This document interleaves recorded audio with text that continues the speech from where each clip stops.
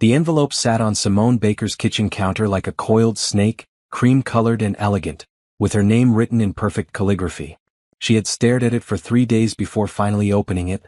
Inside, the invitation announced the upcoming wedding of Brandon Hayes and Tiffany Mitchell, the woman he had been sleeping with during the last year of their marriage. But it was the handwritten note tucked inside that made Simone's hands shake. "Simone, we hope you can attend. It would mean so much to see you there, celebrating with us. We know you've been alone since the divorce and we thought you might enjoy getting out and seeing happy couples. Maybe you'll catch the bouquet. You never know, it might bring you some luck in finding someone. Wishing you all the best, Brandon and Tiffany." Simone read it 3 times, each word cutting deeper than the last. The fake sweetness barely concealed the mockery underneath. They wanted her there. They wanted to parade their happiness in front of her like a trophy she had failed to win. She should throw it away. Any rational person would burn it and forget it existed. But something stubborn rose up in Simone's chest. She had spent 2 years rebuilding herself after Brandon walked out. 2 years of therapy, tears, and slowly learning to sleep alone in a bed that once held 2. She had lost 20 pounds from stress, changed her entire life, and started over from nothing when he took half of everything they owned. "You're not actually going," Renee said when Simone called her. Renee had been Simone's best friend since college, and she had hated Brandon even before the affair came to light. "I think I am," Simone replied, surprising herself with the words. "Why would you do that to yourself? You know they just want to humiliate you." "Maybe.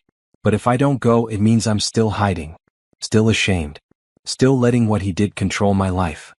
Renee sighed on the other end of the line. "Fine. But I'm coming with you. And we're buying you the most stunning dress Lagos has ever seen. If you're going to walk into that circus, you're going to look incredible doing it." The day of the wedding arrived too quickly. Simone stood in front of her mirror, barely recognizing herself. The dress Renee had insisted on was a deep emerald green that brought out the richness of her dark skin. It hugged her curves in all the right places, the kind of dress that made heads turn. Her hair was styled in elegant curls that cascaded over one shoulder, and her makeup was flawless. "You look like a queen," Renee said, adjusting Simone's necklace. "Remember that when we walk in there. You're not the broken woman he left. You're the one who survived." The church was decorated with white roses and flowing ribbons. Simone walked in with her head high, ignoring the whispers that started the moment people recognized her. She felt every eye on her as she found a seat near the back. Renee squeezed her hand. "Breathe," Renee whispered. "You've got this." The ceremony was predictably lavish. Brandon stood at the altar in a designer suit, his smile wide and confident. When Tiffany walked down the aisle in a massive white dress covered in crystals, Simone felt nothing. No jealousy, no pain. Just a distant curiosity about why she had ever thought this man was worth her tears. They exchanged vows that spoke of soulmates and destiny. Brandon's voice cracked with emotion when he promised to love Tiffany forever. Simone remembered when he had said similar words to her, 10 years ago in a much smaller church with far less expensive flowers. The reception was held at an upscale hotel downtown. Crystal chandeliers hung from the ceiling, and servers moved through the crowd with trays of champagne. Simone accepted a glass and tried to blend into the background, but Brandon spotted her immediately. "Simone," he called out loud enough for nearby guests to hear. "You actually came." He walked over with Tiffany on his arm. Tiffany's smile was syrupy sweet, but her eyes were calculating as they traveled over Simone's dress.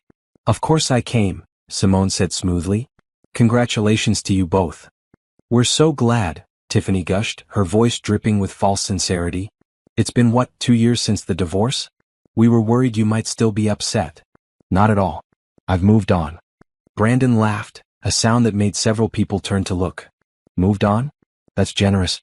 According to our friends, you haven't dated anyone since we split. Still living in that same small apartment. Still working at that little design firm." Simone felt heat rise in her chest but kept her face neutral. "I've been focused on my career." "Of course you have," Tiffany said, touching Simone's arm in a gesture that seemed concerned but felt condescending. "Work is important when you don't have anyone to go home to. I used to be the same way before I met Brandon. It's hard being alone, isn't it?" "Actually, I'm quite happy." "Are you though?" Brandon leaned in, his cologne overwhelming. "Because from where I'm standing it looks pretty sad. No ring, no date to bring to the wedding. You couldn't even find someone to be your plus one. That has to sting." Renee appeared at Simone's elbow, her expression dangerous. "Brandon, Tiffany, congratulations on finally making honest people of yourselves. Though I suppose that ships sailed when you started sleeping together while he was still married. Tiffany's smile faltered. That was a difficult time for everyone. Must have been, Renee continued. Sneaking around, lying, destroying a 10-year marriage. But hey, at least you got a wedding out of it. And what a wedding. I bet the open bar alone cost more than most people make in a year. We wanted to celebrate, Brandon said defensively. When you find your soulmate, you don't hold back. Your soulmate, Simone repeated, and something in her voice made Brandon's smile slip. The same soulmate you cheated with. I wonder, Tiffany, do you ever worry that history might repeat itself? After all, if he'll do it with you, he'll do it to you. That's different, Tiffany snapped, her sweetness evaporating. What we have is real. I'm sure it is. Just like what Brandon and I had was real. Until it wasn't. Brandon's face reddened. You know what your problem is, Simone? You can't let go. You're stuck in the past, bitter and alone, while the rest of us have moved forward with our lives. Look at you. You show up here in that dress trying to prove something to people who don't care. It's pathetic. The words hit their mark. Simone felt the familiar sting of tears but refused to let them fall. Around them, other guests had stopped pretending not to listen. They watched with the hungry eyes of people who loved drama but would never admit it. You came here hoping to make me feel small, Simone said quietly. You sent that note because you wanted to see me broken. But here's the truth, Brandon. You don't matter to me anymore. Not in the way you think. You're just a mistake I learned from. A chapter 1 closed. Empty words from an empty life, Tiffany said, linking her arm through Brandon's. We invited you out of kindness to show there were no hard feelings. But you can't even be gracious about it. Kindness, Renee laughed. You invited her to gloat. To show off your new life and make her feel less than. Well, in newsflash, you both deserve each other.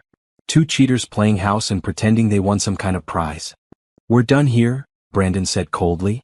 Enjoy the rest of the wedding, Simone. Try not to be too jealous when we cut the cake. They walked away, Tiffany whispering something in Brandon's ear that made him laugh. Simone stood frozen, feeling the eyes of everyone around her. The humiliation washed over her in waves. She had come here to prove she was strong, but instead she felt smaller than ever. Let's go, Renee said gently. You don't need to stay here another second. No, Simone said, straightening her shoulders. If I leave now, they win. I'm going to stay. I'm going to eat their expensive food, drink their champagne, and hold my head high. Because I'm not the one who should be ashamed. But as the night wore on, Simone felt the weight of every pitying glance, every whispered conversation that stopped when she walked by. She watched Brandon and Tiffany dance, their happiness on full display, and wondered if she would ever feel whole again. When the bouquet toss came, Tiffany looked directly at Simone before throwing it. The flowers sailed through the air, and for one horrible moment, Simone thought they would land in her hands.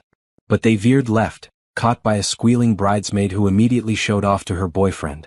Thank God, Renee muttered. That would have been the final insult. Simone slipped out before the cake cutting, unable to watch anymore. In her car, alone in the parking lot, she finally let the tears fall. They had won. Despite everything she had told herself about being strong and moving on, Brandon and Tiffany had succeeded in making her feel worthless. She drove home through empty streets, her makeup ruined and her heart heavy. The apartment Brandon had mocked waited for her, small and quiet and achingly lonely.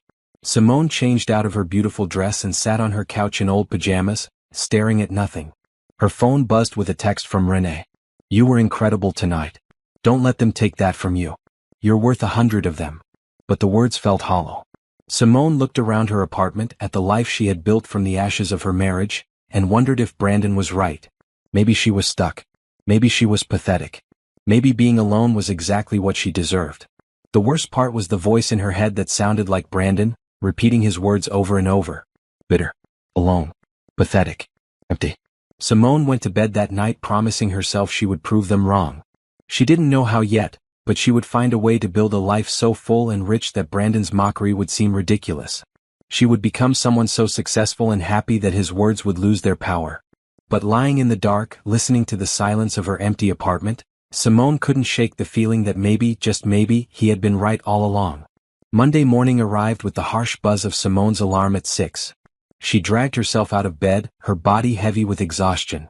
The wedding had been 2 days ago, but the humiliation still clung to her like smoke from a fire.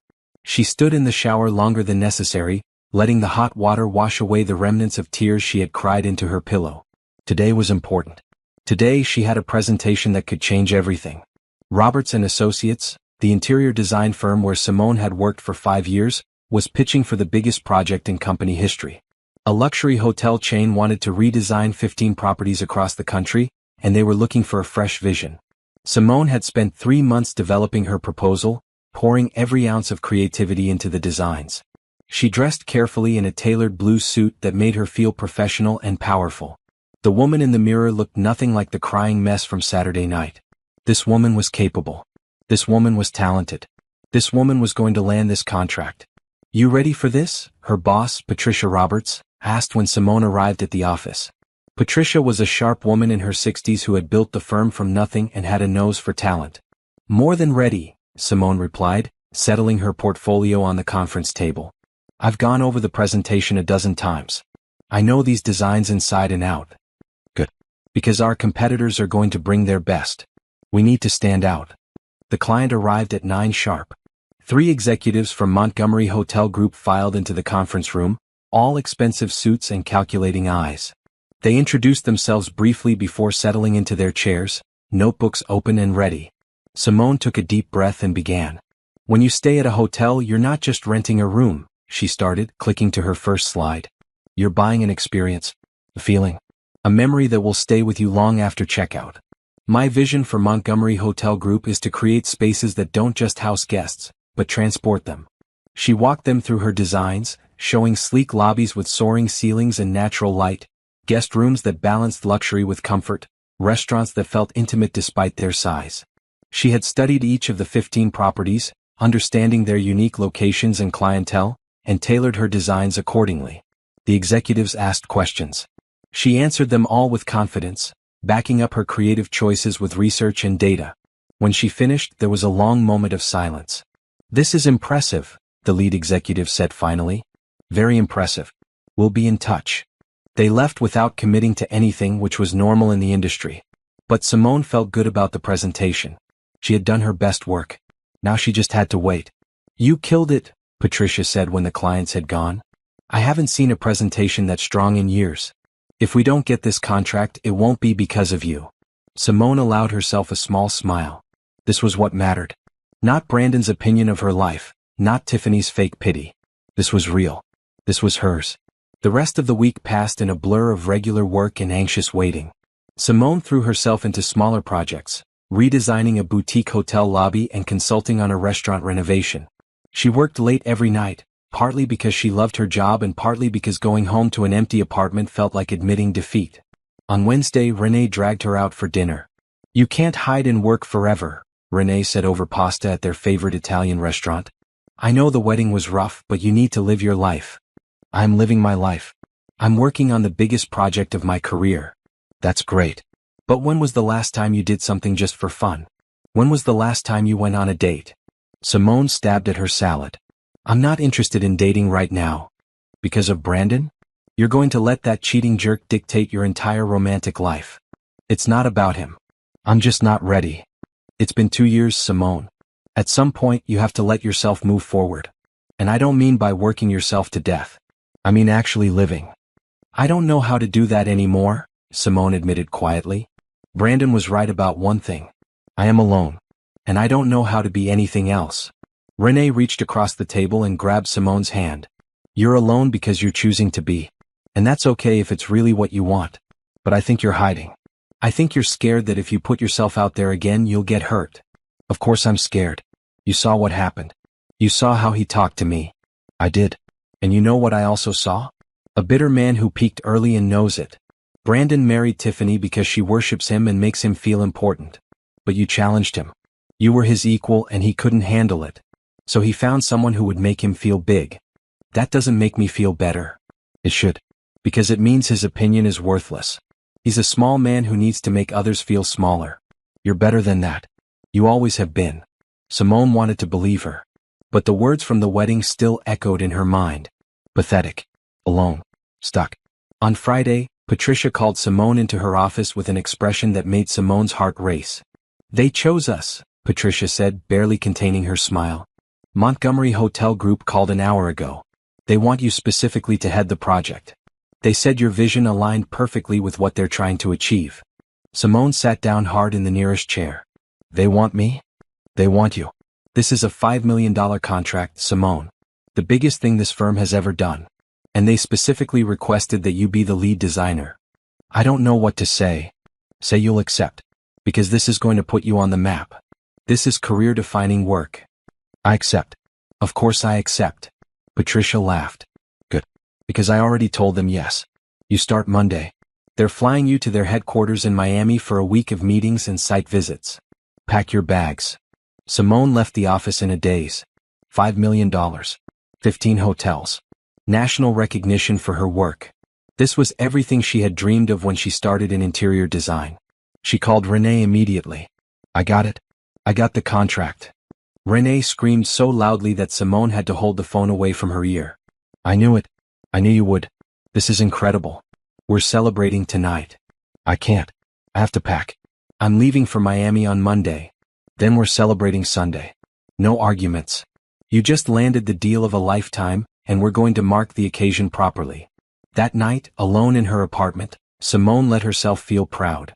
She had done this. Not Brandon, not anyone else. Her talent, her hard work, her vision. This was proof that she was more than the bitter, lonely woman he had painted her as. She pulled out her suitcase and started packing, already making mental lists of what she needed to accomplish in Miami. This project would consume the next year of her life, maybe longer. It would require travel, late nights, and complete dedication. But as she folded clothes and organized her portfolio, Simone felt something she hadn't felt in a long time. Hope. Real, tangible hope that her life was moving forward. Sunday's celebration was small but perfect. Renee took her to a rooftop bar with a view of the city skyline. They toasted with expensive cocktails and talked about the future. This is your moment, Renee said, raising her glass. This is where everything changes. I can feel it.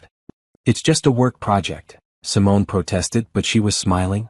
It's never just a work project. Trust me. Good things are coming. I can always tell. Monday morning, Simone boarded a plane to Miami with her portfolio, her laptop, and a determination to prove herself.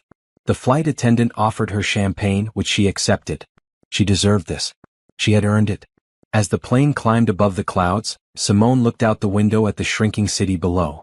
Somewhere down there, Brandon was living his life with Tiffany, probably not thinking about her at all. And for the first time since the divorce, that thought didn't hurt. She had her own life now. A life built on her terms, with her talent at the center. Whatever came next, she would face it as herself, not as Brandon's ex-wife or Tiffany's victim. The week in Miami was intense.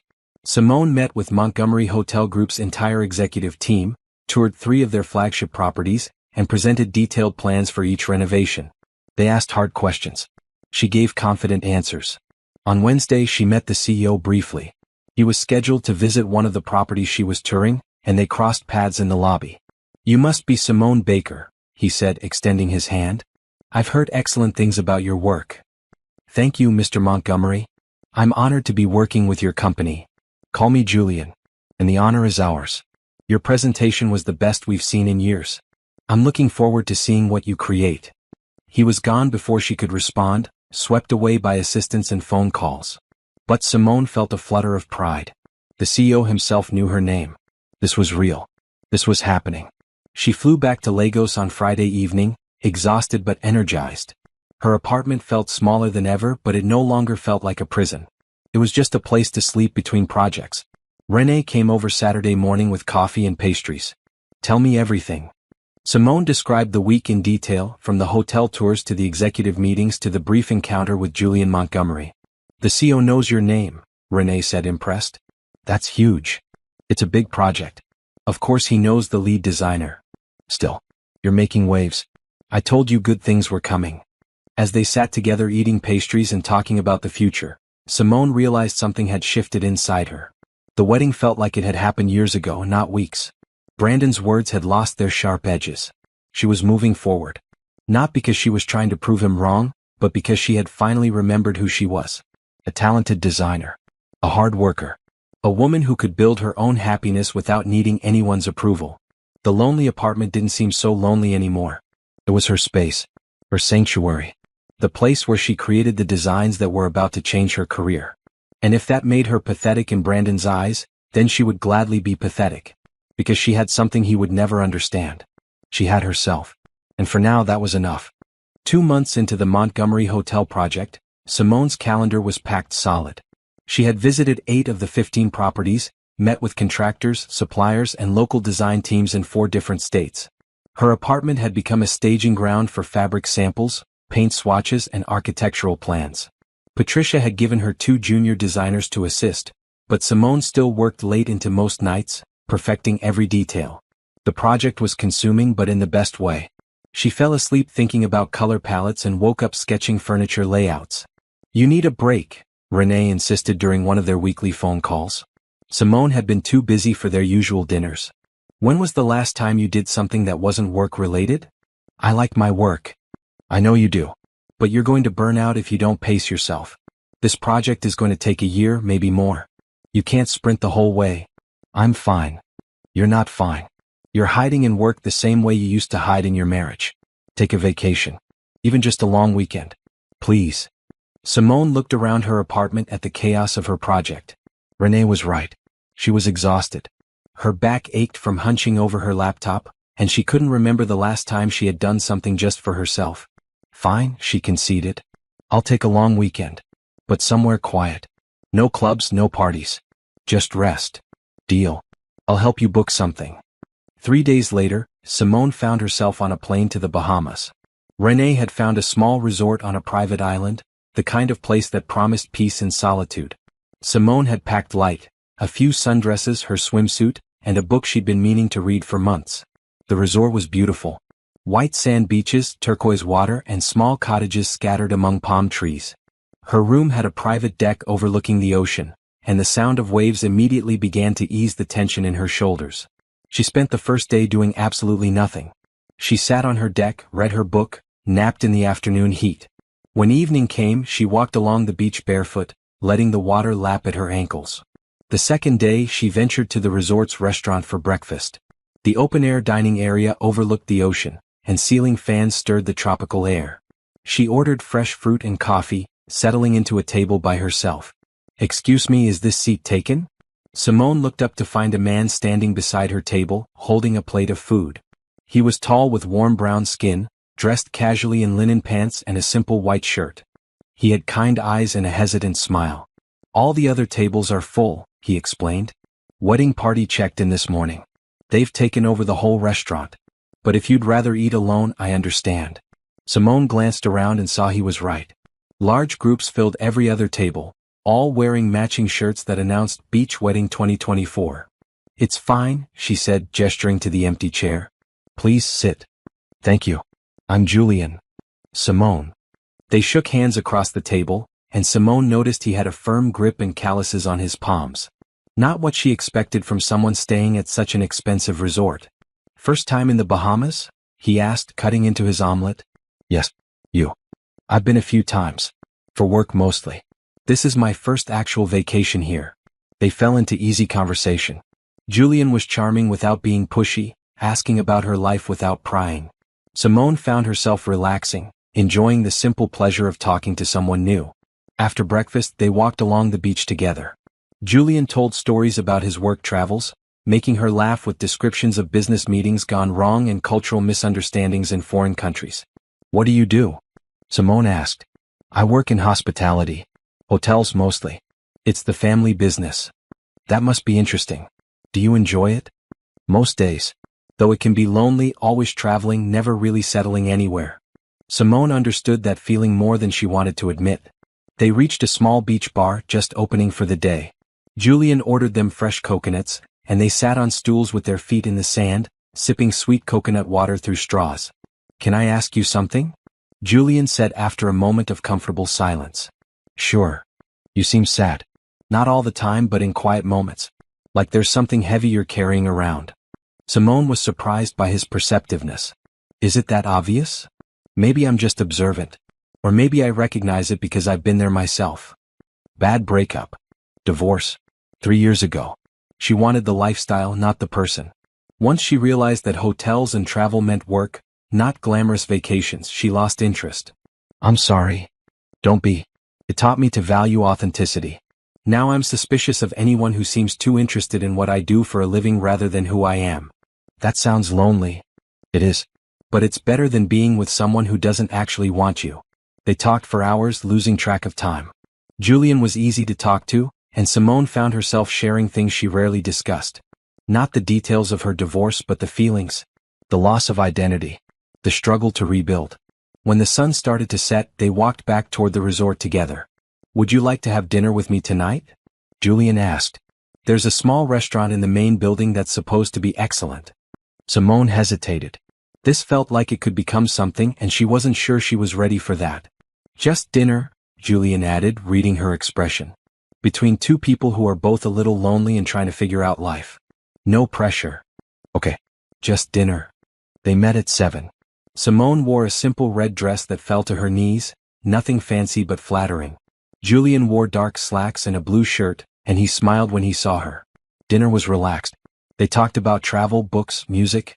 Julian had a dry sense of humor that caught her off guard and made her laugh despite herself. He asked about her work and she described the Montgomery Hotel project in general terms. "That sounds like a massive undertaking," he said, genuinely interested. "Coordinating that many properties at once. How do you keep everything straight?" "Organization and obsessive attention to detail. Plus about 1,000 spreadsheets. I'd love to see your designs sometime. If you ever want to share them." "Maybe," Simone said, warming to his genuine interest. "If you promise not to judge too harshly." "I promise. Though I doubt there's anything to judge. You clearly know what you're doing." After dinner they walked on the beach again. The moon was full, casting silver light across the water. The air was warm and smelled of salt and flowers. "Can I tell you something?" Julian said as they walked. "Of course. I don't usually do this. Talk to strangers, open up about personal things. But there's something about you that makes it easy." "I feel the same way. Which is strange because I've been pretty closed off since my divorce." "How long ago was it?" 2 years. Though sometimes it feels like yesterday and sometimes it feels like a lifetime." "Does it get easier?" "Yes and no. The acute pain fades but the changes it makes to who you are, those stick around." Julian stopped walking and turned to face her. "I'm glad I met you, Simone. Even if it's just for these few days. You've reminded me that good people still exist." "I'm glad I met you too." They stood there for a moment, the waves washing over their feet, the moonlight making everything feel dreamlike. Then Julian's phone rang, shattering the moment. He looked at the screen and grimaced. "I'm sorry I have to take this. Work emergency." "Of course. I understand." He answered the call and walked a few steps away, his voice becoming professional and clipped. Simone waited, watching the ocean and thinking about how strange life was. A week ago she had been drowning in work, convinced she would never connect with anyone again. Now here she was, having what felt suspiciously like a date with a kind, interesting man. But she reminded herself of his words. Just dinner. Just a vacation friendship. Nothing more. When Julian finished his call, he looked apologetic. "I'm sorry. That was about a crisis at one of our properties. I need to get on my laptop and handle some things." "It's fine. I should probably head back anyway. I have an early morning tomorrow." They walked back to the resort together in comfortable silence. At the path that led to Simone's cottage, Julian paused. "Would you want to have breakfast tomorrow? Before you leave?" "I'm not leaving until the day after tomorrow." His face brightened. "Even better. Then maybe we could spend the day together? I know a great spot for snorkeling if you're interested." Simone knew she should say no. This was getting complicated, and complicated was the last thing she needed. But looking at Julian's hopeful expression, she found herself nodding. "Snorkeling sounds nice." "Great. I'll meet you at the dock at 9. He squeezed her hand briefly before walking away, and Simone stood watching him go, her heart doing something it hadn't done in a very long time. It was fluttering with possibility, with hope, with the scary and exciting feeling that maybe, just maybe, life was about to get interesting again. She walked back to her cottage with a smile on her face, already dreading and anticipating tomorrow in equal measure. The next day's snorkeling trip was perfect. Julian had rented a small boat, and they spent hours exploring coral reefs and swimming with tropical fish. He was patient when she struggled with her mask, funny when a fish startled him, and respectful of her space while still being attentive. They had lunch at a tiny beachside shack that served the best conch fritters Simone had ever tasted. Julian knew the owner, an elderly woman named Pearl who pinched his cheeks and called him baby boy. "I take it you've been here before," Simone said, laughing at his embarrassed expression. "A few times. Pearl makes the best food on the island." And you let me think this was some spontaneous discovery. I wanted to impress you. Did it work? Maybe. On her last night at the resort, they had dinner again. The conversation had become deeper, more personal. Julian talked about the pressure of running his family business, the expectations he constantly tried to meet. Simone shared more about her divorce, about feeling like she had lost herself in trying to be the perfect wife. You know what I've learned? Julian said as they shared a slice of key lime pie. The people who ask us to change for them are never worth changing for. The right person loves you as you are. That's easier said than done. How do you know if someone loves the real you or just the version you're presenting? You test it. You show them your messy, complicated, sometimes difficult self. And if they stick around, if they still look at you like you're something special, then you know it's real. Have you found that? Not yet. But I'm starting to think maybe I'm getting close. The words hung between them, loaded with meaning. Simone felt her pulse quicken. Julian? I know. You're leaving tomorrow. We're both in complicated places. This was just a vacation thing. Was it? He met her eyes. I don't want it to be. But I also don't want to push you into something you're not ready for. I'm not ready for anything serious, Simone admitted. I'm barely figuring out how to be alone. Adding someone else to the mix feels like too much. I understand. Can I ask one thing though? What? Can we stay in touch? As friends, if nothing else. I'd like to know how your hotel project turns out. And maybe hear about your life sometimes. Simone smiled. I'd like that. They exchanged phone numbers before saying goodnight. Julian walked her back to her cottage one last time, and they stood awkwardly at her door, neither quite ready to say goodbye. This was a good few days, Julian said softly. It really was. Safe travels tomorrow, Simone. And if you ever need anything, even just to talk, call me. Thank you. For everything. He leaned in and kissed her cheek gently, then walked away before she could react. Simone watched him go, her hand touching the spot where his lips had been, wondering what she had just walked away from. Back in Lagos, reality crashed over her like a cold wave. Her apartment was stuffy from being closed up, her inbox was overflowing, and she had 3 project meetings scheduled before noon. But as she unpacked and sorted through work emails, Simone found herself thinking about Julian. The way he listened. The way he laughed. The way he made her feel seen without making her feel exposed. Her phone buzzed with a text. Made it home safe. Already missing those conch fritters. Hope Lagos is treating you well. She smiled and typed back. Home safe. Already drowning in work. Missing the beach. When's your next site visit? Miami in 2 weeks. That's my main office. Let me know when you're in town. I'll take you to lunch. Simone stared at the message. Lunch in Miami. With Julian. That felt significant, like crossing a line from vacation friendship to something more real. She typed and deleted 3 different responses before finally settling on, sounds good. The next 2 weeks passed in a blur. Simone finalized designs for 3 hotels, coordinated with contractors in Atlanta and Boston, and spent countless hours on video calls with the Montgomery executive team. She didn't hear from Julian except for the occasional text. Nothing heavy, just small check-ins. How was her day? Did she see the article about hotel design trends he sent? Was she taking care of herself? It was nice. Easy. The kind of low-pressure connection she hadn't known she needed. When she landed in Miami for her site visits, Julian texted immediately. Welcome to my city. Still on for lunch? Definitely. When works for you? How about today? I can pick you up from your hotel at noon.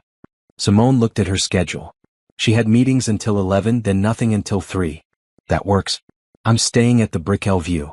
I know it well. See you at noon. At exactly noon, the hotel front desk called her room. Ms. Baker, your lunch appointment is here. Simone grabbed her purse and headed down, her stomach doing nervous flips. This was silly. They were just friends. Just lunch. But when she stepped out of the elevator and saw Julian waiting in the lobby, her heart did a little skip. He wore a tailored gray suit that fit him perfectly, and he smiled when he saw her. You look great, he said, taking in her professional green dress. You too. Very official. I had morning meetings. Didn't have time to change. He led her to a car waiting outside, a nice sedan but not ostentatious. They drove to a small Cuban restaurant in Little Havana, the kind of place locals went, not tourists. Best Cuban food in the city, Julian said as they settled into a booth. I hope you're hungry. They ordered too much food and talked while they waited. Julian asked about her project. and Simone found herself describing the challenges she was facing with one of the Atlanta properties. The existing structure has some quirks that are making the renovation complicated. The building is historic, so we're limited in what we can change. But the client wants a modern feel, which is hard to achieve while maintaining historical integrity. Can I see the designs? Simone pulled out her tablet and showed him. Julian studied the plans carefully, asking intelligent questions about load-bearing walls and traffic flow. This is incredible work, he said finally. You've managed to honor the building's history while completely transforming the feel. That's not easy. Thank you. It's been a challenge, but I'm happy with how it's coming together. Their food arrived and the conversation shifted to lighter topics. Julian told her about growing up in Miami, about learning the hotel business from his grandfather, about the pressure of living up to a family legacy. Do you ever wish you could just walk away? Simone asked. Do something completely different? Sometimes. But then I remember how much I love it when things go right. When a guest has a perfect stay, when a hotel turns around and becomes profitable again. Those moments make all the stress worth it. That's how I feel about design. When a client sees the finished product and their face lights up, that's when I remember why I do this. After lunch, Julian drove her back to her hotel. But instead of dropping her at the entrance, he parked and turned off the car. Can I be honest with you about something? He asked. Of course. I can't stop thinking about you. Since the Bahamas, you've been on my mind constantly. I know you said you weren't ready for anything serious, and I respect that. But I also can't pretend that this is just a friendly lunch for me. Simone's breath caught. Julian, let me finish. I'm not asking you to commit to anything. I'm not trying to rush you into a relationship. I just wanted you to know that when I look at you, I see someone special. Someone I want to get to know better. And if you feel even a fraction of what I feel, I'd like to see where this goes. I do feel something, Simone admitted. But I'm scared. My last relationship destroyed me. I don't know if I can survive that again. I would never ask you to give up who you are. I like who you are. The driven, talented, complicated woman sitting in front of me. That's who I want to spend time with. What if I'm not ready? What if I can't be what you need? Then we go slow. We figure it out as we go. But Simone, I haven't felt this way about anyone in years. I have to at least try. She looked at him, this kind, successful, genuine man who somehow saw past all her walls. And she realized she wanted to try too. Even if it scared her. Even if it might not work out. Okay, she whispered. Let's try. But slow. Really slow. As slow as you need. He reached across and took her hand, and Simone felt something shift inside her. This wasn't like Brandon. This felt different. Safer. Real. Over the next few months they built something steady. Julian flew to Lagos twice to see her. Simone extended her Miami trips by a day or two to spend time with him. They video called almost every night, talking about everything and nothing. He met Renee during one of his visits, and Renee pulled Simone aside afterward with wide eyes. That man is crazy about you. You know that, right? I know. And you're crazy about him even if you won't admit it. Maybe. There's no maybe about it. I've never seen you this happy. Even before Brandon, you weren't this relaxed. Simone couldn't deny it. Being with Julian felt easy in a way nothing ever had before. He supported her career without trying to control it. He respected her need for independence. He made her laugh. But in the back of her mind, a small voice warned her to be careful. To protect herself. To remember that everyone left eventually. She ignored the voice and let herself fall. 6 months into their relationship, Simone and Julian attended a charity gala together in Atlanta. It was a black tie event benefiting children's hospitals, and Julian's company was one of the major sponsors. Simone wore a stunning maroon gown that hugged her curves, and Julian couldn't take his eyes off her all evening. They danced, mingled with other guests, and enjoyed themselves thoroughly. Neither of them noticed the photographer in the corner, taking pictures for the society pages. The photos hit social media the next morning. Montgomery Hotel CO Julian Montgomery and mystery woman at Children's Hospital Gala. The pictures showed them dancing, laughing, clearly comfortable with each other. Simone's phone started ringing at 7 in the morning. Unknown numbers mostly, which she ignored. But then Renee called. Have you seen the pictures? Renee asked without preamble. What pictures? Check Instagram. You and Julian are all over the society pages. Simone opened her laptop and searched. There they were, dozens of photos from the gala. She looked happy. Radiant even. And Julian was looking at her like she was the only person in the room. Oh no, she whispered. Oh no? You look gorgeous. You look happy. What's the problem? Brandon's going to see these. So what if he does? You've moved on. You're dating someone amazing. Let him see. But Simone felt sick. She had been so careful to keep her life private, to avoid giving Brandon any ammunition. And now her relationship was plastered across social media for everyone to see. She was right to worry. By noon, her phone buzzed with a text from an unknown number. Simone, it's Brandon. I saw the pictures from last night. Can we talk? She blocked the number immediately. But 5 minutes later, another text came from a different number. Simone, please. I just want to talk to you. As friends. She blocked that one too. But the calls and texts kept coming, each from a new number. Brandon was relentless. Finally, she called Renee. He won't stop contacting me. Change your number. I can't. It's on all my business cards, all my client files. I'd lose work. Then answer him once. Tell him to leave you alone. Then block him again. Against her better judgment, Simone answered the next call. What do you want, Brandon? I just wanted to congratulate you. I saw you're dating Julian Montgomery, the hotel guy. That's quite a step up. I'm not discussing my personal life with you. Fair enough. I just think it's interesting. 2 years of being alone and suddenly you're with a billionaire. Makes a person wonder. Wonder what? If maybe you're not as over me as you claimed. If maybe you needed to find someone richer, more successful, just to prove something. Simone laughed bitterly. You're unbelievable. I'm happy, Brandon. That's not about you or proving anything to you. It's about me finally finding someone who treats me well. Does he know your damaged goods? Does he know about all your issues? Goodbye, Brandon. She hung up and immediately blocked that number too. But his words stuck with her, playing on repeat in her mind. Damaged goods. Issues. When Julian called that evening for their regular video chat, Simone almost didn't answer. But she forced herself to pick up. Hey beautiful, he said, his face filling her screen. How was your day? Complicated. Did you see the pictures from the gala? I did. We look good together, don't you think? Brandon saw them too. He's been calling me all day. Julian's expression darkened. What did he say? Nothing important. Just being Brandon. Simone talked to me. What did he say? She told him, hating how small she felt admitting Brandon's words. When she finished, Julian was quiet for a long moment. You know none of that is true, right? He said finally. You're not damaged. You're not with me to prove anything. You're with me because we make each other happy. I know that logically. But hearing it from him, it brought back all those old feelings. Like maybe I'm not good enough. Like maybe I'm fooling myself. Come to Miami this weekend. Let me show you how I see you. Let me remind you what's real. Simone flew to Miami on Friday night. Julian picked her up from the airport personally, wrapped her in a hug that made her feel safe, and drove her to his house. She had never been to his home before.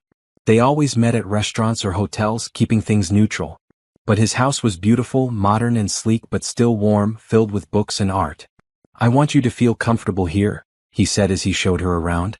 This is my private space and I'm sharing it with you because you matter to me. They spent the weekend cooking together, watching movies, talking late into the night. Julian was patient with her doubts, addressing each one calmly. Your ex-husband is a small, insecure man, he said on Saturday night as they sat on his balcony overlooking the city. He sees you happy and it kills him because he knows he lost something valuable. But that's not your problem anymore. You don't owe him anything. I just hate that he still has this power over me. That his words can still hurt. That's natural. He was a significant part of your life. But Simone, you're so much stronger than you think. Look at what you've built. Your career is taking off. You're respected in your field. You're kind, talented, beautiful. Don't let him take that from you. She leaned against his shoulder, feeling some of the tension leave her body. Thank you. For what? For seeing me. The real me, not the one Brandon tried to make me believe I was. That's easy. The real you is pretty spectacular. They kissed, slow and sweet, and Simone felt herself relaxing into the moment. This was real. This mattered. Brandon's opinion didn't. But back in Lagos on Monday, reality hit again. She received an email from a former mutual friend of hers and Brandon's. Simone, I thought you should know that Brandon has been telling people you're using Julian for his money. He's spreading rumors that you're a gold digger. Just wanted to give you a heads up. Simone felt her anger rising. Brandon couldn't stand that she had moved on. He had to find a way to make her happiness about him. She called Julian furious. He's telling people I'm with you for money? Let him talk. People who know you won't believe it. But what about people who don't know me? What about your business contacts who see those pictures and think I'm some opportunist? Simone breathed. Anyone who matters will see the truth. And anyone who doesn't isn't worth worrying about. This is affecting you too. Your reputation. My reputation is fine. And even if it wasn't, you'd be worth it. His certainty calmed her. But she still felt Brandon's presence like a shadow over everything good in her life. Meanwhile, Tiffany was having her own problems. She had seen the pictures too, and for the first time since the wedding, she was seeing Simone not as a pathetic ex-wife but as competition. Brandon's obsession with Simone's new relationship was obvious. He checked her social media constantly, asked mutual friends about her, brought her up in conversations where she didn't belong. Why do you care so much? Tiffany demanded one night after Brandon spent an hour on the phone with a friend, fishing for information about Julian. I don't care. I'm just curious. You're obsessed. You talk about her more than you talk about me. That's not true. It is true. Every time someone mentions her, you light up. You want to know everything. What she's doing, who she's seeing, if she's happy. I just think it's suspicious how quickly she moved on. With a billionaire, no less. She moved on 2 years after you left her. That's not exactly quick. And maybe she's with him because he treats her better than you did. Brandon's face reddened.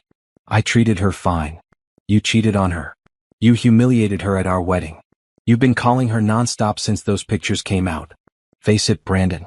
You can't stand that she's happy without you. The fight escalated from there, ending with Tiffany sleeping in the guest room and Brandon stewing in his resentment. The truth was becoming clear to everyone except Brandon himself. He had thought leaving Simone would make him happy. He had thought Tiffany was what he wanted. But seeing Simone thriving, seeing her with someone who clearly cherished her, made him realize what he had thrown away. And that realization was eating him alive. Spring brought new changes to Simone's life. The Montgomery Hotel project was progressing beautifully. 5 of the 15 properties had been completed, and the reviews were glowing. Design magazines were reaching out for interviews. Industry peers were calling to congratulate her. And through it all, Julian was her steady support. He attended her project unveilings when he could, celebrated her wins, listened to her frustrations when things went wrong. I'm so proud of you, he said after the Miami property's grand reopening. The hotel looked stunning, all clean lines and warm woods, modern but inviting. Guests were already raving about the new design. I couldn't have done it without your team's support, Simone replied.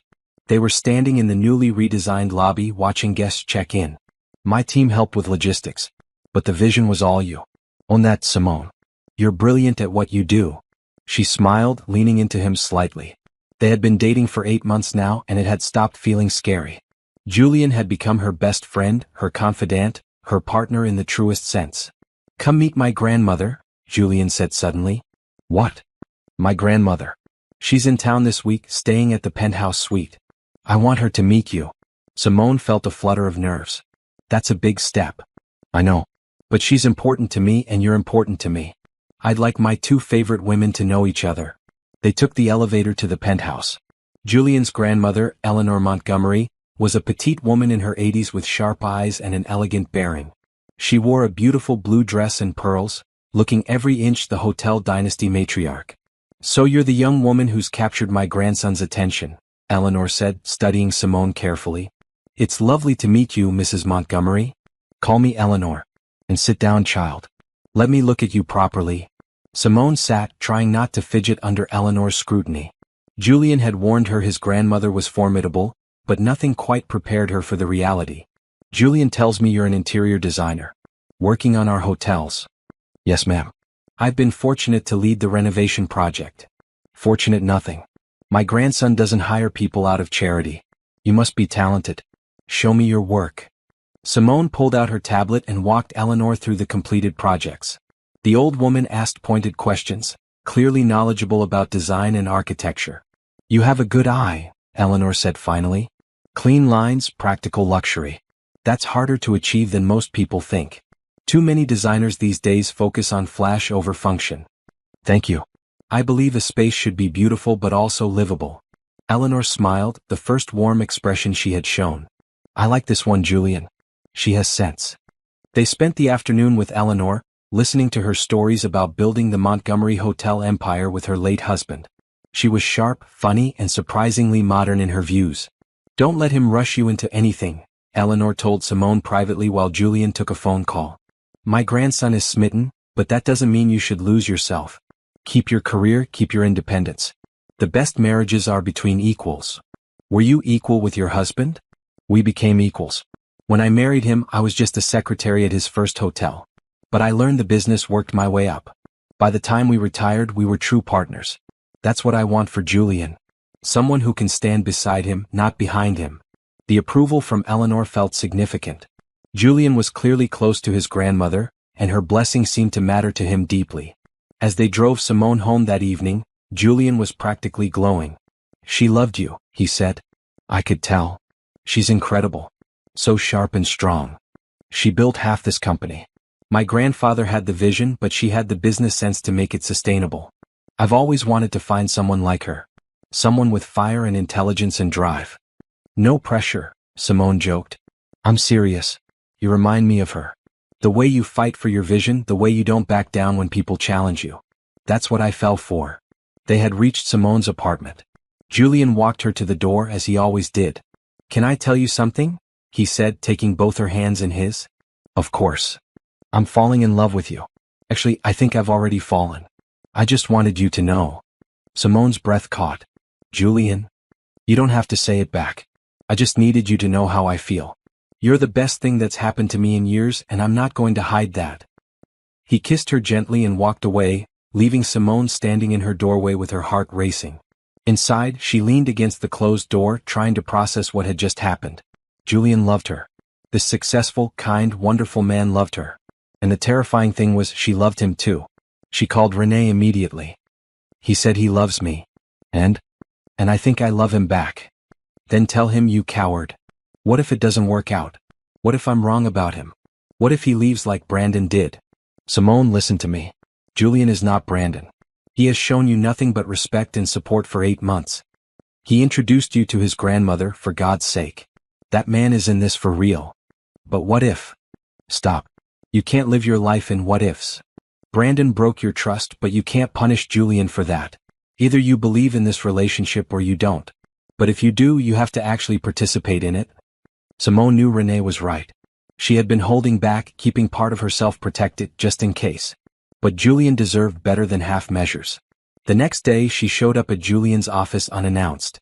His assistant tried to stop her, but Simone pushed past into his office. Julian looked up from his desk, surprise and pleasure crossing his face. Simone, what are you? I love you too, she blurted out. I've been too scared to say it, too worried about getting hurt again. But you're not him. You've never been him. And I'm tired of punishing you for someone else's mistakes. Julian stood and crossed to her, pulling her into his arms. Say it again. I love you, Julian Montgomery. I'm terrified and probably going to be difficult sometimes, but I love you. He kissed her, deep and thorough, and Simone felt the last of her walls crumble. This was real. This was happening. And maybe, just maybe, it was going to be okay. Over the next few months, their relationship deepened. Simone spent more time at Julian's house. He gave her a key, cleared out a closet for her clothes. She introduced him to more of her friends, integrated him into her life. They traveled together when work allowed, exploring new cities and trying new restaurants. Julian supported her career without trying to control it, attending her presentations and celebrating her victories. For the first time since her divorce, Simone felt whole. Not because Julian completed her, but because he gave her space to be completely herself. But happiness, she was about to learn, often comes with complications. The confrontation came on a Tuesday afternoon in late summer. Simone was at her office, reviewing designs for the Chicago property, when her receptionist buzzed her. There's a Brandon Hayes here to see you. He doesn't have an appointment. Simone's stomach dropped. Tell him I'm not available. I tried. He's insisting. He says it's important. Tell him to leave or I'll call security. But before the receptionist could respond, Brandon pushed through the door into Simone's office. Simone, please. I just need 5 minutes. He looked different. Thinner, with dark circles under his eyes. His clothes were nice but rumpled, like he hadn't been sleeping well. You need to leave, Simone said coldly. Now. Just 5 minutes, please. I've been trying to reach you for months. And I've been blocking you for months. That should tell you something. I know I hurt you. I know I don't deserve your time. But please just hear me out. Simone considered calling security, but curiosity won. What could Brandon possibly have to say after all this time? 5 minutes, she said. Then you leave and never contact me again. Brandon sat down without being invited. I made a mistake. Leaving you was the biggest mistake of my life. Simone laughed, a harsh sound. You're just now figuring that out? It's been over 3 years. I know. I thought Tiffany was what I wanted. I thought a fresh start would make me happy. But it didn't. She's not you, Simone. No one is you. Is this supposed to make me feel sorry for you? No. I just want you to know that I realize now what I threw away. You were the best thing in my life and I destroyed it because I was selfish and stupid. And you're telling me this why? What do you want from me, Brandon? I want another chance. I want to show you that I can be better. That I've changed. Simone stared at him, genuinely shocked. You cannot be serious. I'm serious. We were good together once. We could be again. Brandon, I'm with someone else. Someone who treats me with respect and kindness. Someone who would never do what you did. Julian Montgomery. The billionaire. How convenient. It has nothing to do with his money. It has everything to do with the fact that he's a good man. A good man, Brandon repeated bitterly. Is that what you tell yourself? That you just happened to fall for someone who could give you everything I couldn't? He gives me what you never could. Trust. Support. Actual love, not the conditional kind where I had to change myself to be acceptable. Brandon stood, his face reddening. I loved you. I made one mistake. One mistake. Simone rose too, her voice rising. You had an affair for a year. You lied to me every single day. You took her to our favorite restaurant. You introduced her to our friends as your colleague while you were still wearing your wedding ring. That wasn't one mistake. That was a series of deliberate choices. I'm sorry. I've said I'm sorry. Your apology means nothing to me. You don't get to decide you want me back now that you see I'm happy. You don't get to waltz in here and disrupt my life because your new marriage isn't working out. How did you know about that? I didn't, but I do now. Is that what this is about? Things are rough with Tiffany, so you want your backup plan? Brandon's silence was answer enough. Get out, Simone said. Get out of my office and out of my life. I don't want you back. I wouldn't take you back if you were the last person on earth. What we had is dead and you killed it. Simone, please? No. You had your 5 minutes. Now leave before I have security remove you. Brandon stood there looking lost. I really did love you. I hope you know that. I know you loved the version of me that made you feel important. But you never loved the real me. Because the real me wanted more than you could give. He left finally, shoulders slumped. Simone sat back down, her hands shaking.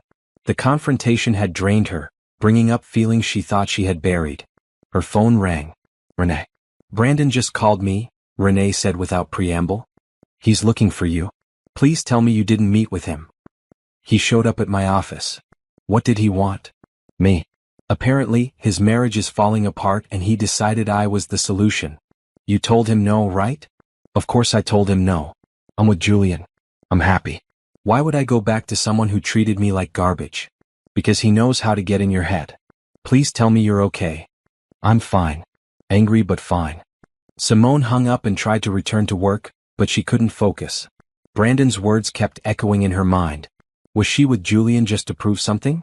Was her happiness real or was it a reaction to being hurt? She knew the answers. She loved Julian. Their relationship was built on mutual respect and genuine affection. But doubt, once planted, grew like weeds. That evening her phone rang. A known number. She almost didn't answer, but something made her pick up. Simone? It's Tiffany. How did you get this number? Please don't hang up. I need to talk to you. We have nothing to talk about. It's about Brandon. He's obsessed with you. He saw those pictures of you with Julian, and he hasn't been the same since. He talks about you constantly. He calls you when he thinks I'm asleep. He's convinced himself that he made a mistake leaving you. That's your problem, not mine. I know. I know I don't have any right to ask you for anything. But please, can you just tell me how to compete? How to make him look at me the way he looks at pictures of you? Simone felt a flash of pity, quickly followed by irritation. Tiffany, you can't make someone love you. If Brandon is still hung up on me, that's his issue to work through. Not mine, and honestly not really yours either. But you know him. You were married to him for 10 years. There must be something I can do. You want my honest advice? Leave him. He's never going to be satisfied with you because he's not satisfied with himself. He thought I was holding him back, so he found you. Now he thinks you're holding him back, so he wants me. That's who he is. A man who's always looking for the next thing instead of appreciating what he has. I can't leave him. I love him. Then that's your choice. But don't call me looking for tips on how to win him. I got out. That's the smartest thing I've ever done. You should do the same. Simone hung up, feeling drained. She wanted to be done with Brandon and Tiffany. She wanted them out of her life completely. Julian called an hour later for their evening chat. Simone told him everything. I'm sorry you had to deal with that, he said. Do you want me to come up there? I can be on a plane in an hour. No, I'm okay. Just tired of dealing with my past. He can't hurt you anymore unless you let him. You know that, right? I know. But it's still exhausting. Then let me take care of you this weekend. Come to Miami. We'll stay in, order food, watch movies. No pressure, no stress. That sounds perfect. After they hung up, Simone felt better. Julian was her future. Brandon was her past. She needed to stop letting the past contaminate her present. The next morning, Simone made a decision. She blocked every number Brandon and Tiffany could possibly use to reach her. She blocked them on social media, email, everything. She called her office and left explicit instructions that neither of them was to be allowed past reception under any circumstances. Then she called Renee. I'm done, she told her friend. I'm completely cutting them out. No more conversations, no more second chances. They're out of my life. Good. You should have done this months ago. I know. I kept thinking if I was just civil, just polite, they'd eventually leave me alone. But they won't. So I'm making it impossible for them to reach me. What about Julian? Have you told him how serious you are about him? I think he knows. But maybe I need to show him more clearly. That weekend in Miami, Simone did exactly that. She brought a suitcase with more clothes than usual. She cleared space in Julian's bathroom for her toiletries. She started talking about future plans with confidence instead of hedging. What are you doing for Thanksgiving? She asked over breakfast Saturday morning. Usually I visit my grandmother. Why? I was thinking maybe I could come with you. If that's okay. Julian's face lit up. Really? You want to spend holidays with my family? I do. If you want me there. I absolutely want you there. Grandmother will be thrilled. They spent the day being lazy, cooking together, laughing over nothing. It felt domestic in the best way. Comfortable. Right. That evening, curled up on Julian's couch watching a movie, Simone felt a sense of peace she hadn't experienced in years. I'm happy, she said suddenly. Right now, in this moment. I'm genuinely happy. Julian kissed the top of her head. Good. You deserve to be happy. So do you. I am. You make me happy in ways I didn't know I could be. They sat in comfortable silence, the movie playing unwatched. Julian? Thank you for being patient with me. For not pushing. For letting me figure things out at my own pace. Thank you for letting me in. I know it wasn't easy after what you went through. It was the best decision I've ever made. Monday morning brought a surprise. Simone's office receptionist called her cell phone. There's a delivery for you. It's huge. Multiple flower arrangements. From who? The cards all say the same thing. I'm sorry. Please give me another chance. Brandon. Simone felt her good mood evaporate. Throw them all away. All of them? There are 12 arrangements here. All of them. And if he sends anything else, throw that away too. I don't want anything from him. An hour later, her work email pinged with a message from Brandon's email address. Simone, I know you're angry. But we were good together once. We could be again. Please just talk to me. I'm not giving up on us. She deleted it without responding and added his email to her spam filter. This continued for a week. Flowers at her office. Emails from new addresses.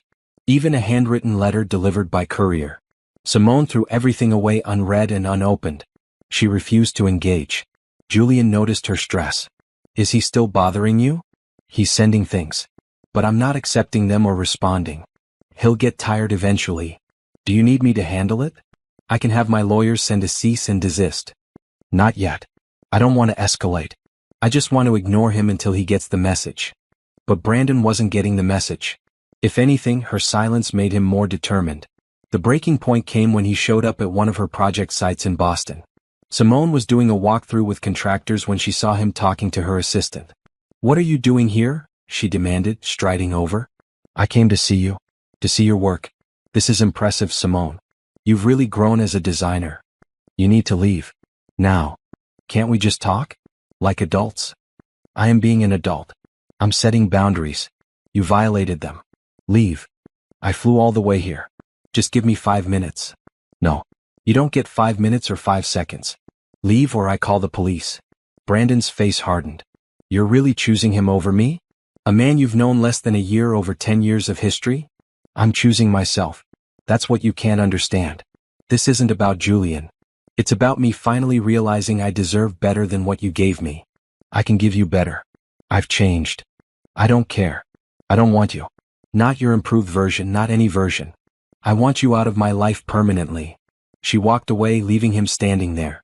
Her hands were shaking, but she felt strong. Clear. She had meant every word. That night she called Julian.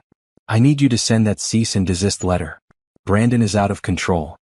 I'll have it drafted tonight and sent first thing tomorrow morning. Thank you. Simone, are you sure you're okay? This is bordering on harassment. I'm okay. I'm actually better than okay. For the first time, I'm really standing up for myself. Setting real boundaries. I should have done this years ago. The cease and desist letter worked. After receiving it, Brandon finally stopped.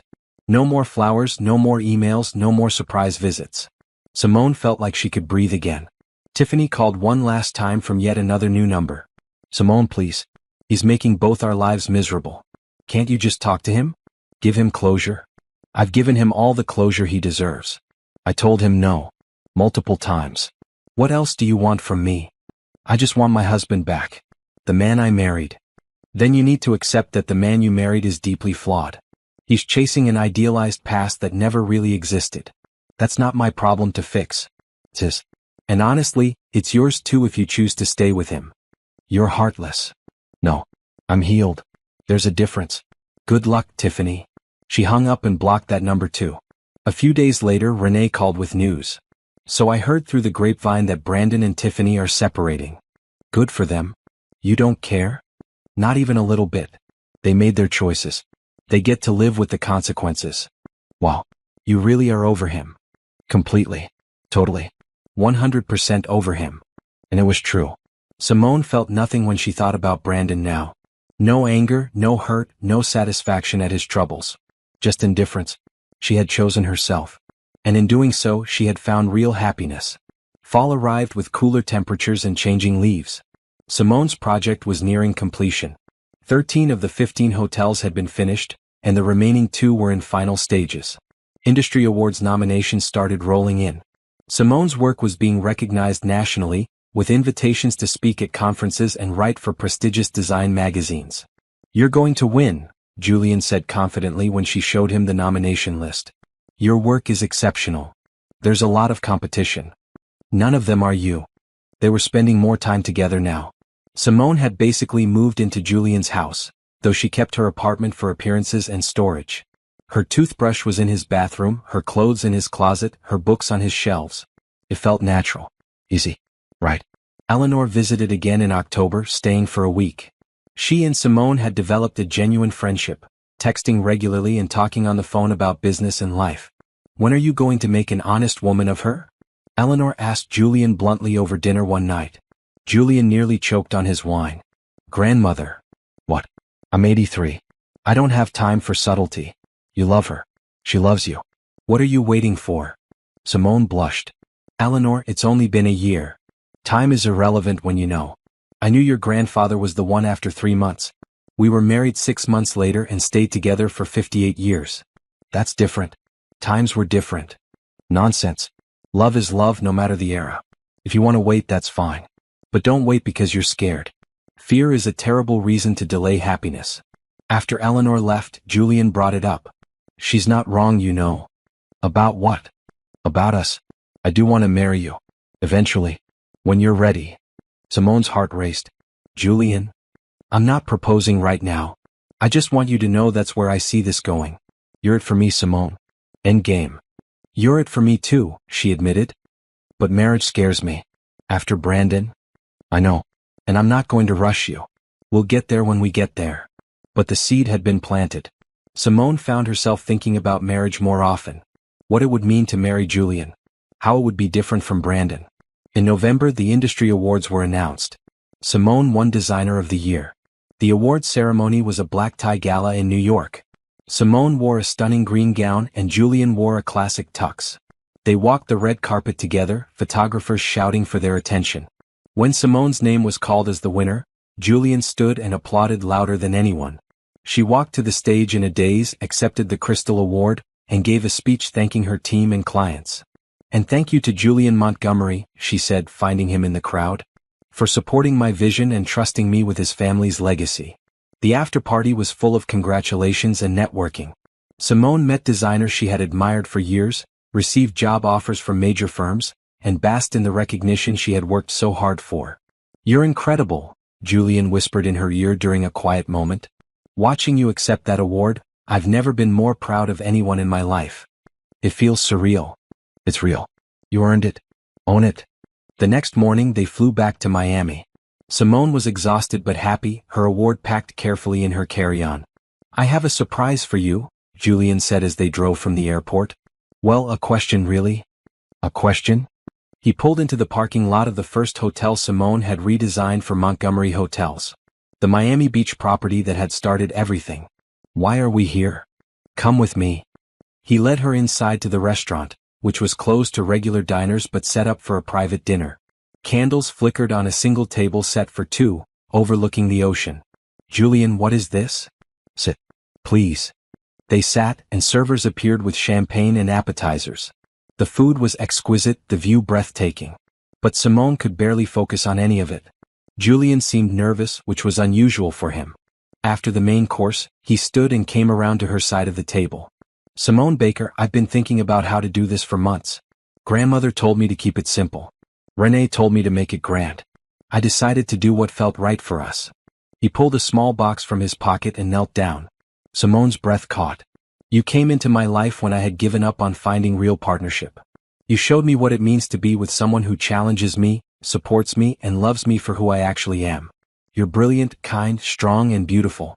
You're everything I never knew I needed." "Julian, let me finish.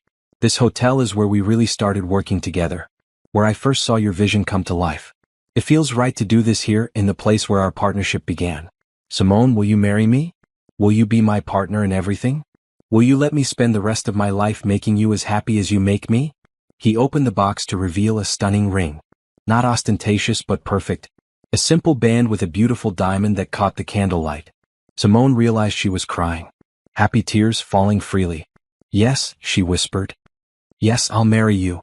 Julian slipped the ring on her finger and stood, pulling her into a kiss. The restaurant staff applauded, appearing from the kitchen where they had been watching. "You planned this whole thing," Simone said, laughing through her tears. "I wanted it to be special. You deserve special." They stayed at the hotel that night in the penthouse suite. Simone kept looking at her ring, unable to believe this was real. "Are you happy?" Julian asked as they lay in bed, the ocean visible through the floor-to-ceiling windows. "Happier than I ever thought possible. Thank you for being patient with me. For waiting until I was ready. Thank you for saying yes. For trusting me with your heart." They talked late into the night, making plans. They agreed on a small wedding, maybe in the spring. Just close family and friends. Nothing like the spectacle Brandon and Tiffany had put on. "I don't need a big show," Simone said. "I just need you. And I just need you. Everything else is details." In the morning they called Eleanor, who claimed she had known all along this was coming.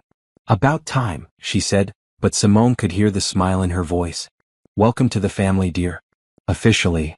Renee screamed when Simone told her, then insisted on flying to Miami immediately to celebrate properly. "I knew it," Renee said when she arrived.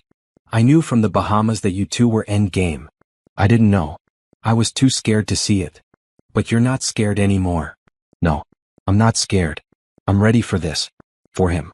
For us." As they toasted with champagne on Julian's balcony, Simone reflected on how far she had come. From the broken woman at Brandon's wedding to this confident, successful, engaged woman. The journey had been hard, but worth every difficult step. She had chosen herself first. And in doing so, she had found someone who chose her too. Not as a prize or a possession, but as a partner. An equal. A teammate in building a life together. The ring on her finger caught the sunlight, sparkling. Simone smiled. This was her happy ending. No, not an ending. A beginning. Planning the wedding was surprisingly easy. Simone and Julian agreed on almost everything, largely because they both wanted the same thing. Something meaningful, not showy. They chose a small garden venue in Miami for a spring ceremony. 50 guests, close family, true friends, and a few important colleagues. Eleanor helped Simone find the perfect dress, a simple but elegant design in ivory that made her feel beautiful without being overdone. "This is you," Eleanor said when Simone tried it on. "Classic. Timeless. Perfect." René was Simone's maid of honor. Julien's brother, who Simone had grown close to over the past months, was his best man. The invitations went out in January. Small, elegant cards with simple wording. "Simone Baker and Julien Montgomery request the pleasure of your company." No one from Simone's past received an invitation. Not Brandon, not Tiffany, not the mutual friends who had sided with them. This wedding was about her future, not her past. But the past had a way of making itself known. 2 weeks before the wedding, Simone was having a final dress fitting when her phone rang. A known number. She almost didn't answer, but curiosity won. "Hello. Simone, it's Tiffany. Please don't hang up." Simone sighed.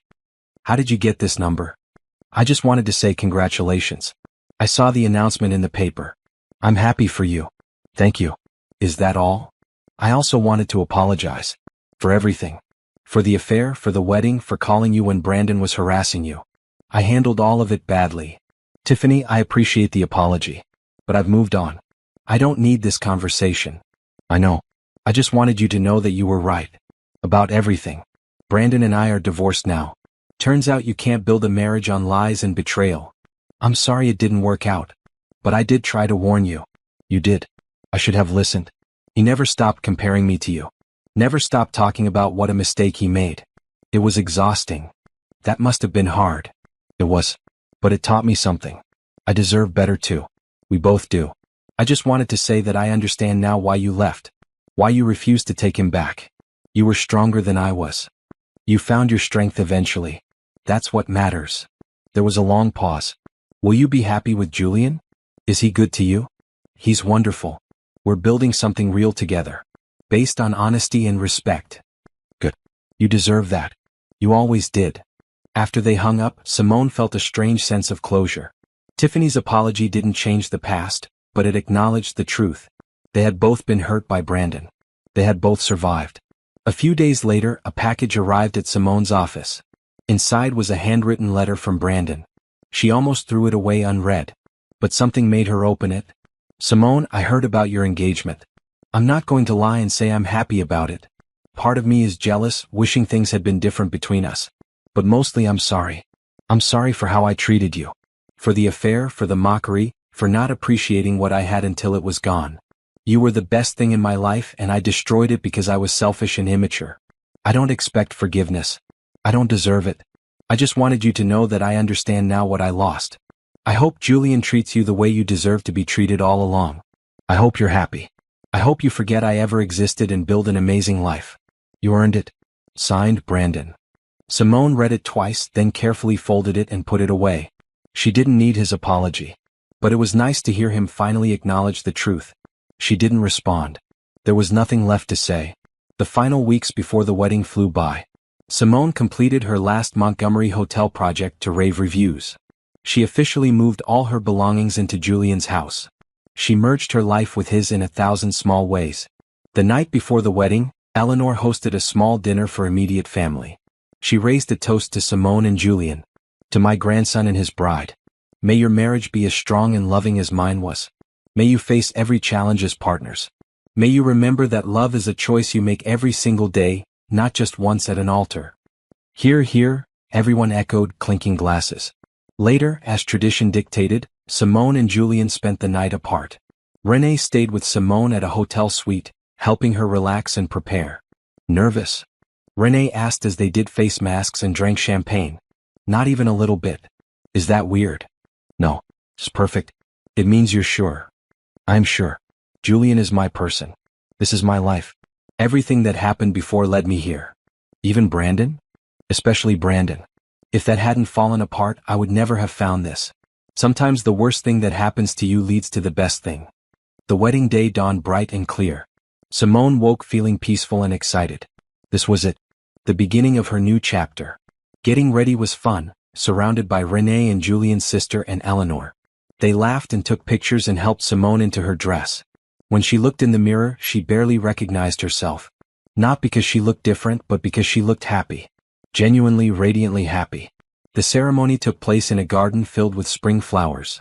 White chairs lined an aisle that led to an arbor covered in roses. The ocean was visible in the distance, waves crashing rhythmically. Julian stood at the altar in a perfectly tailored suit, his eyes locked on the entrance where Simone would appear. His expression when he saw her made her heart soar. Wonder, love, joy, all written clearly on his face. Simone's father walked her down the aisle. She had worried this would remind her of her first wedding, but it felt completely different. That had been about show. This was about truth. They exchanged vows they had written themselves. Simple promises about partnership and support and choosing each other every day. No elaborate declarations or flowery language. Just honest commitments. When the officiant pronounced them married, Julian kissed her softly. The small crowd applauded. Eleanor dabbed at tears with a handkerchief. The reception was held in an elegant tent next to the garden. Good food, better wine, and the best company. Simone and Julian danced their first dance to a song they both loved, swaying together as the sun set over the ocean. "This is perfect," Simone whispered against Julian's shoulder. "You're perfect," he replied. "Mrs. Montgomery." She laughed. "I'm keeping my name professionally, you know?" "I know. And I love that about you. You're not trying to erase who you were. You're building on it." They cut the cake, made toasts, and celebrated with the people who mattered most. No drama, no spectacle. Just love and happiness and genuine celebration. That night, in the honeymoon suite, Simone and Julian looked at the photos on social media that their guests had posted. They looked happy. And love. Real. "Do you think he'll see these?" Simone asked, meaning Brandon. "Probably. Do you care?" "Not really. If he does, I hope he sees that I'm happy. Not to make him jealous or to prove him wrong. Just because it's true." "You're happy?" Deliriously. "You." More than I ever imagined possible. They spent their honeymoon in Italy, 2 weeks of art and food and wandering through ancient cities. They talked about the future. Where they wanted to live. What projects Simone wanted to take on next. Whether they wanted children someday. "No rush on any of it," Julian said as they sat at a cafe in Rome watching people pass by. "We have time to figure it all out." "I like that. I like that we're in no hurry. We spend enough time rushing. Trying to prove things. Now we can just be." When they returned to Miami, life settled into a comfortable rhythm. Simone set up a home office in Julian's house, establishing her own design firm. Clients sought her out specifically, willing to wait months for her availability. Julian continued running Montgomery hotels, with Simone occasionally consulting on design projects. They traveled for work and pleasure. They hosted dinners for friends. They built a life. 6 months after the wedding, Simone received a message from an old mutual friend from her marriage to Brandon. "Just wanted to let you know that Brandon is engaged again. Thought you should hear it from a friend rather than seeing it online." Simone read the message and felt nothing. No jealousy, no satisfaction, no curiosity about who the new woman was. She showed it to Julian. "Brandon's engaged. How do you feel about that?" "I don't. It's just information. Like hearing about a stranger. That's growth." "It really is." She never responded to the message. That chapter was closed. Instead, she focused on her present and future. On the design project she was passionate about. On the home she was building with Julian. On the friendship she was nurturing. A year after the wedding, Simone and Julian renewed their lease on life, literally buying a house together. They wanted something they chose together, not Julian's bachelor pad. The house hunting was fun. They looked at dozens of properties before finding the perfect one. Modern but warm, with space for both of them to work, a garden for Simone to experiment with landscape design, and plenty of room for the future they were building. Moving in felt like another beginning. Another step forward. One evening, as they sat on their new patio watching the sunset, Julian took Simone's hand. "Do you remember what you said the night I proposed? About not needing a big show?" "I do. You said you just needed me. Well, I just need you too. Everything else we've built, the house, the careers, all of it is wonderful. But at the end of the day, you're what matters. You're my home." Simone leaned against him, feeling utterly content. "You're my home too. You gave me space to find myself again. To remember who I was before Brandon made me forget. That's the greatest gift anyone has ever given me. You did that yourself. I just supported you along the way. We support each other. That's what makes this work." They sat in comfortable silence, the last rays of sun painting the sky in shades of pink and orange. Somewhere in another life, Simone had been broken and lost and convinced she would never be whole again. But she had survived. She had grown. She had found not just love, but herself. And that was the real happy ending. Not the ring or the husband or the success, but the knowledge that she was enough, all on her own. Everything else was just a beautiful bonus. The story could have ended with revenge. With Simone showing up Brandon, proving him wrong, making him see what he lost. But real strength wasn't in revenge. Real strength was in walking away. In building something better. In choosing happiness over bitterness. Simone had chosen herself. And in doing so, she had found everything she needed. The sun set completely and Julian stood, offering his hand. "Come on, Mrs. Montgomery. Let's go start our life." Simone took his hand and stood, smiling. "Lead the way, Mr. Montgomery."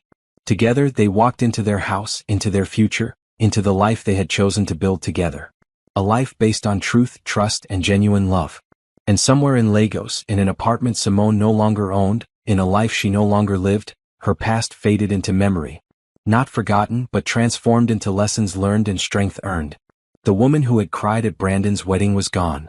In her place stood Simone Montgomery, successful designer, beloved wife, confident woman. She had found her happy ending not in spite of her past, but because she had learned from it. And that, she knew, was the best revenge of all. Not hurting those who hurt you, but living so well that their opinions became irrelevant. She had won. Not by defeating anyone, but by becoming herself. And that was everything.